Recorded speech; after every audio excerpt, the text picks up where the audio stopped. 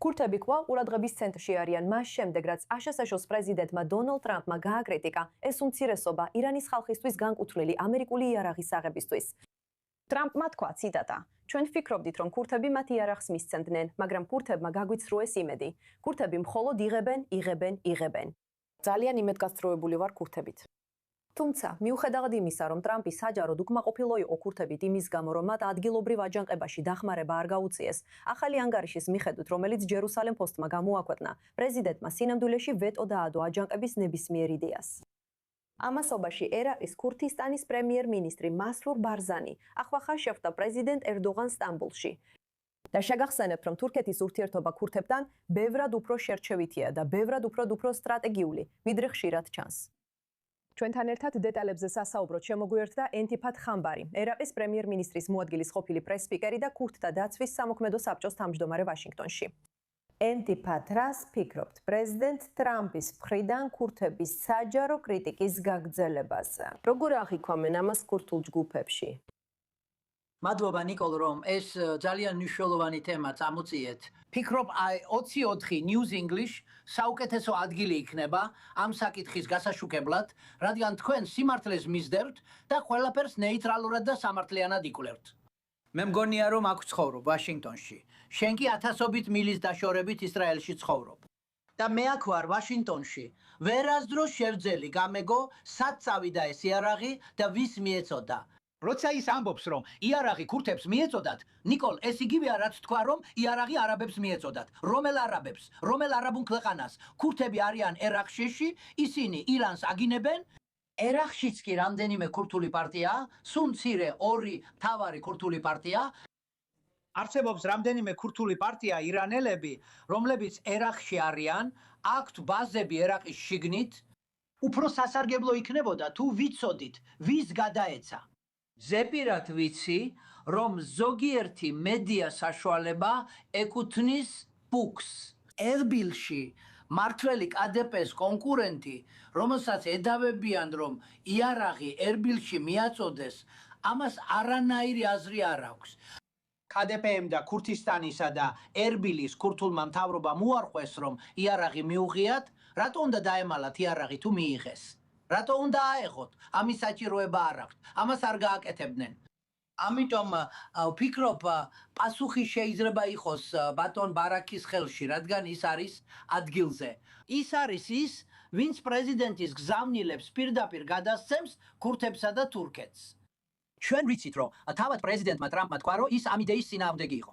ჩვენ ვიცით, რომ ბატონი ერდოღანი, პრეზიდენტი ერდოღანი ამ იდეის წინააღმდეგი იყო, რადგან არსებობს PKK-ის ზოგიერთი ელემენტი, რომელთაც შეეძლოთ ეს იარაღი ხელში ჩაეგდოთ და ტერორი დაეთესათ როგორც ქურთებში, ისე თურქეთში. ასე რომ ეს ძალიან არაერთმნიშვნელოვანი საკითხია და ვისურვებდი მეტი განმარტება მოგვეღო. ნიკოლე, შეიძლება დავამატო, რომ ქურთული მედიის კორესპონდენტმა ვაშინგტონში, ქურთულმა კორესპონდენტმა ვაშინგტონში, სახელმწიფო მდივან რუბიოს იარაღის შესახებ კითხა და სახელმწიფო მდივანმა რუბიომ პასუხი გასცა, რომელიც რეალურად პასუხი არ იყო. მან ეს არ დააკონკრეტა. ასე რომ არ ვარ დარწმუნებული, პრეზიდენტს არასწორად მიაწოდეს ინფორმაცია, თუ შეცდომით, ან არ ვიცი სად წავიდა ეს იარაღი. მაგრამ შეგვიძლია დაგიდასტუროთ, რომ ქურთული მთავრობა, რომელიც ერბილშია დაფუძნებული, არ ფლობს ინფორმაციას ამ იარაღის შესახებ და არც მიუღიათ ისინი. როგორ მუშაობენ ქურთი ლიდერები დიპლომატიური შეხვედრების ამ სერიას ამჟამად? ეს შეხვედრა ერდოღანსა და ბარზანის შორის მიუთითებს თუ არა რამეზე ქურთი ლიდერების დიპლომატიური ძალისხმევის შესახებ? გეოგრაფიას მნიშვნელობა აქვს.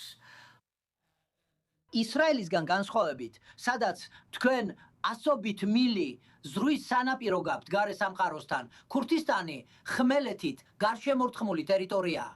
ასე რომ, თუ ქურთისტანში, ერაყში ხარ და ყავს მთავრობა და 6 მილიონი ადამიანი, რომლებიც უნდა არჩინო და კეთილდღეობამდე მიიყვანო, აუცილებლად უნდა კონდეს ურთიერთობა თურქეთთან, რადგან თურქეთი მათი ერთადერთი გასასვლელია გარე სამყაროსთან, ნიკოლ.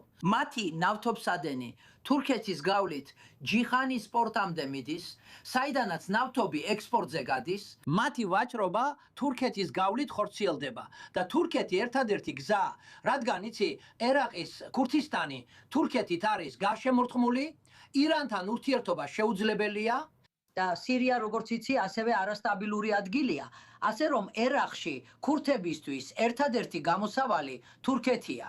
ასევე არსებობს ურთიერთგაგება ანკარასა და ერბილს შორის, რომ ორივეს ერთი საერთო მტერი ჰყავს, ეს არის PKK. ისინი ტერორისტული მარქსისტული ჯგუფია და მათ ტერორი მოუტანეს ქურთებს ქურთისტანში და თურქეთში. ასე რომ საერთო ინტერესები არსებობს, მიუხედავად იმისა, რომ ალბათ ისტორიული განსხვავებებიც არის. და გულწრფელად ვაქებ ბარძანების ოსტატურ დიპლომატიას, რომლითაც მათ შეძლეს ამ ურთიერთობის, ამ კრიტიკული ურთიერთობის მართვა თურქეთთან. ისე რომ ეს ემსახურება მათ საკუთარ ხალხს. ადგილას, როგორც უკვე ვთქვი, ნიკოლე, რომელიც ზღვის გარეშეა. ენტიფად თუ მომავალში აშშ-ს პრეზიდენტი კლავ სთხოვს ქურთებს დახმარებას, იქნებიან თუ არა ქურთები მზად კლავ გაუწიონ ეს დახმარება ვაშინგტონს. თუ შემდეგ ჯერზე უკვე იქნება შიში. კარგი, ნიკოლ, ნება მომეცი აგიხსნა ეს. ეს შესანიშნავი კითხვაა.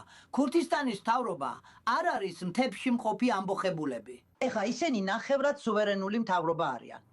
თქვენ ვერ აიღებთ ტელეფონს და ვერ დაურეკავთ სოფლიოს არც ერთ მთავრობას, მათ შორის ისრაელის მთავრობას, ან სოფლიოს ნებისმიერ მთავრობას და ვერ სთხოვთ მათ ჩაერთონ ბრძოლაში. მათ აქვთ ასობით მილიანი საზღვარი ირანთან. და მათ არ აქვთ არც დრონების და არც რაკეტების წინააღმდეგ თავდაცვა. მათ საერთოდ არ აქვთ საჰაერო თავდაცვა. ამიტომ ქურთისტანის მთავრობა ძალიან ფრთხილად უნდა იმოქმედოს ამ საკითხის მოგვარებისას, რადგან ისინი უკვე ყველაზე მეტად დაბომბილი ადგილი არიან ერაყის მილიციების, ირანის პროქსებისა და თავად ირანის მიერ. 800-ზე მეტი თავდასხმა ქურთისტანზე დღემდე.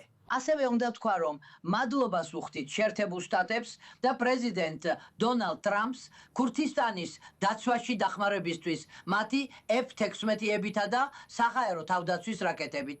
მაგრამ ამერიკელების დაცვის გარეშე ქურთებს არ აქვთ არანაირი ძალა, რომ თავი დაიცვან ირანის თავდასხმებისგან. ამიტომ მათ ძალიან ფრთხილად უნდა მიუდგნენ მომავალ კონფლიქტს ან ირანთან ნებისმიერ დაპირისპირებას, რადგან რისკავენ 6 მილიონი საკუთარი ადამიანის სიცოცხლეს დაბომბვის შედეგად, როგორც ვიხილეთ, და ეს შეიძლება ბევრად უარესი ყოფილიყო. ენტიფად ხამბარ, ძალიან საინტერესო ანალიზი იყო სხვადასხვა ქურთულ პარტიებზე, რომლებსაც ახლა ხედავთ. მადლობა რომ იყავით ჩვენთან iOS და 4 News English-ზე დღეს. მადლობთ.